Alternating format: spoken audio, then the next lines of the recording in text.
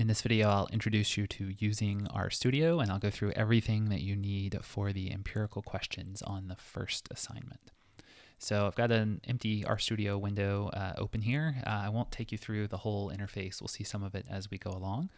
I'm assuming here that you can, if you're following along, get to a sort of similar RStudio window. This will require following one of the two options that are on Canvas, either install the R distribution and the free RStudio software and then run RStudio on your computer, or you can sign up for a free Posit Cloud account and run an RStudio instance in a web browser window. The first thing we're going to do is install the tidyverse packages, which is a set of really useful packages to help with data management, producing statistical estimates, and so on. So the way to do this is with this line.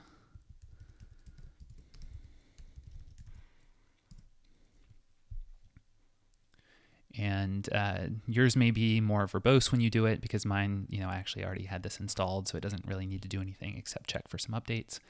We only need to do that installation step one time, and then on that computer, it's done. But every time you open RStudio, you need to load those packages if you want to use them. And so get used to doing this at the beginning, or putting it at the top of your script files, which we'll see in just a moment. This library parentheses tidyverse, and it will load those packages so that we can use them. All right. Okay, let's open the data. So you may, when you download this life expectancy data from Canvas, it may be in your downloads folder or wherever your downloads go when you download from a web browser. I recommend putting it in a folder. I've got it in my ECON 400 folder right here that I created just to keep things a little bit organized.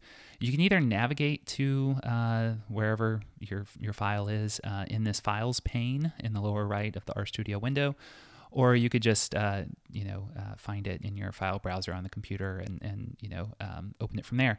Just make sure it's opening in RStudio and not in the R distribution app. Okay.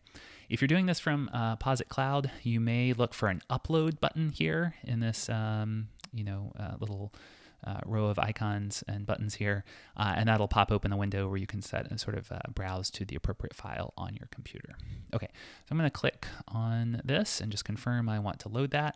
And notice in the environment panel up here in the top right, I've got the name of this, what's called a data frame, life expectancy. It has about 3,100 rows or observations, and then 22 columns that are different variables. Okay, and before we do anything with the data, I just like anytime I'm using a data set for the first time to just try to get a sense of how the data is organized. So I'm going to click on the name here of the life expectancy data, and it's just going to pop open a data viewer here that I can scroll around in. And we can see from this, every row is a column. It's sorted by state and then by county name. So we've got all the Alabama counties, and then you scroll down, Alaska counties, and so on. Here are the county names. One of the key variables here is just LE. It's life expectancy. All right, you can see it's in the 70s most of the time, but it differs across counties. We've got population. We've got, if I scroll further over, income per capita, the region of the country, and so on. So just the variables are different characteristics of the counties. Okay. Some other things that you can do to get a sense for the data. If you click on this triangle right here, it will open a little viewer here where you can see a bunch of attributes of the data, whether it's character or string variable, numeric, and start to see some examples here. It's kind of a messy formatting there, and so I like, if you do at the command prompt here, glimpse, and then followed by just the title of your data frame. And this will show you for every variable what sort of type of variable it is, and then it'll just list out the first as many fits in the in the window here. It's sort of examples of values of the variable. All right, so I find that a useful way as well to just see what sorts of variables here are here and what do they look like. Okay. So for your first empirical problem on the assignment, everything that you need can be done by just sort of poking around the RStudio interface in the way that we've just done. All right, no actual code is really needed. Moving on from there, we want to start to produce some summary statistics, regression estimates, etc. Later in the assignment. So what I recommend doing is creating a script file. So go up to the top left here, this sort of page icon with a plus over it, and just choose the first option there, RScript.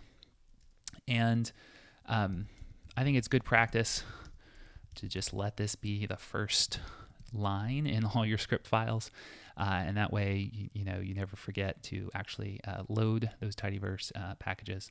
And then the assignment gives you all the code you need. Okay, so here is, let's see, I don't know why it has that in the clipboard, but let me grab from another file here. There's the actual code that you need. That's on the assignment. Okay. So let me tell you first what this is doing. All right. This is the data frame that we're working on.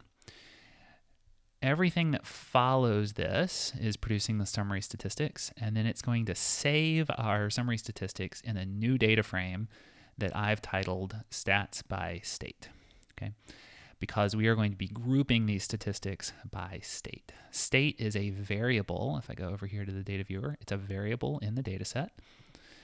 And so I get to choose this name. That's what I'm going to call the new data set. You can see the sort of left arrow right here is saying, everything that follows this, the result of that's going to be stored in whatever I name this. Okay. This is called a pipe operator in our terminology, and it just connects this line that we're on to the stuff that follows. And you can see it appears here too. Okay. So what we're doing is we're operating on this data frame. We're going to group everything we do by state.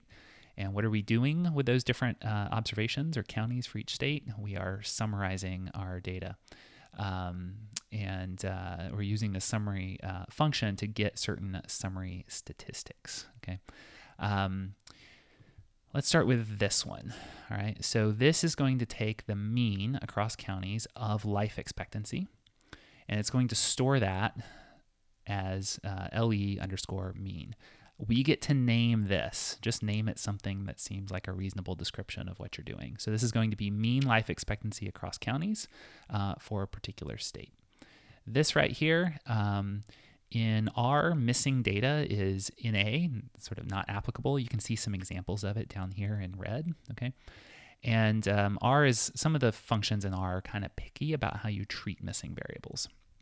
So all that this says is it's setting a flag to remove missing values before we compute the mean, so we don't end up with like missing values for the mean as well, because there is missing underlying data. Right? So I'm going to set that remove missings before calculating the summary statistic to true for the mean, for the median, and for the standard deviation here. Okay. And I'm going to name, you can see mean, median, SD, and I'm going to name the statistics we're creating in a reasonable way. And I also included here a weighted mean. And what we're going to do in this case is we're going to take the mean of life expectancy across counties, but now we're going to weight it by the population in different counties. And so I'll give that name LE_mean_W, the W for weights there. Okay, I think that explains what the code does. Let's run the code. I'm going to highlight all of this code and just click the run button here.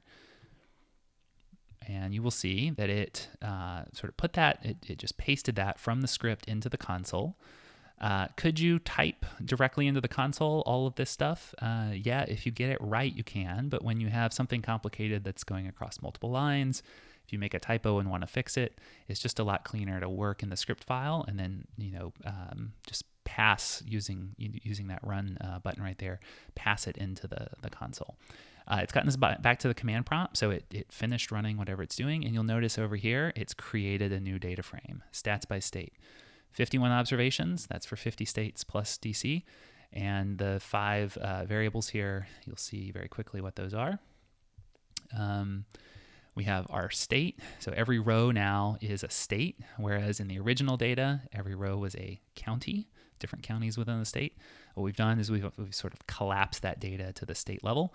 We've got mean, median, standard deviation of life expectancy across counties, and then the population weighted mean there as well. Okay. One thing I should have told you to do already right away after you create the script is save the script. You can see it's got the red and the star here indicating I have unsaved work. So let me just do that. I'll call this assignment 1 analysis and just save it in that same folder. Okay, that's a good thing to do. Okay, one more thing is you have to run a regression, and we're just running a simple regression here of life expectancy on income per capita measured in thousands. So this code is also given in the assignment. I've just pasted it in here. Let me describe what this does. The LM function runs, estimates linear models. This is the dependent variable life expectancy. This is our explanatory variable. It's income per capita in thousands. If I go here into the life expectancy data, back to the county level data here, you will see we have an income per capita variable, and then we have the same thing measured in thousands of dollars. So 34,000 something becomes 34 point, et cetera. All right, and I have to tell R what data to use. We want to use that original county level life expectancy data frame. Line 10 here is going to estimate the model. Line 11 is going to, didn't mean to do that. Line 11 here is going to show you the estimates and some information about the estimated simple regression. Okay. All right, let me just highlight that stuff and we'll run that regression. All right, and you can see here the summary command has told it to sort of print some stuff here. Some of this we'll learn about later in the semester. Some of it we'll never touch in this course. The most important things in the output here is in this block of coefficients. And you can see here, the first column is the estimated coefficients. This is the estimated intercept. And this is the estimated coefficient on income per capita in thousands, okay? You know, if you're matching this up to what we've done in the slides, again, intercept estimate, you can see intercept right here. This is the explanatory variable, and this is the estimated slope coefficient on that variable. Okay, if you, you know, this should be everything you need for the first assignment if you want to follow along with that. But as you're doing other things, other assignments, you know, we'll try to introduce things gradually so that you're kind of slowly building on skills you've already got from earlier work in the course. But if you need help, where do you go? Well, one place you can go is there's a help tab over here in the lower right. So this is from an earlier, you know, I just searched for summarize if I wanted help with that function. If I want help with the linear model function, I'll just put in LM in the search there and it'll bring up the help file for that. You can sort of read about how it's structured, see some examples and so on. Of course, you know, searching online works often. Come ask questions in office hours, ask me or the ULAs, ask questions on CampusWire, all of that works as well for getting help. All right, so that should get you up and running and, you know, everything you need to do the empirical problems on the first assignment.